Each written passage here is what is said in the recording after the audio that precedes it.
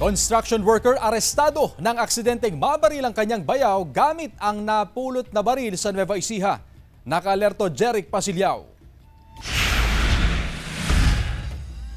Arestado ang construction worker na ito matapos niyang aksidenteng mabaril ang sarili at kanyang bayaw habang hawak ang kanyang napulot na homemade pocket pistol sa kanilang pinagtatrabahuhang construction site. Nangyari ang insidente sa apartment ng kanilang kaibigan sa barangay Las Piñas sa bayan ng Peñaranda habang nagkukwentuhan. Hindi po pamamaril kundi aksidente po yung nangyari kasi nga nakapulot po yung suspect natin ng baril doon sa construction site na kung saan ay doon sila nagtatrabaho.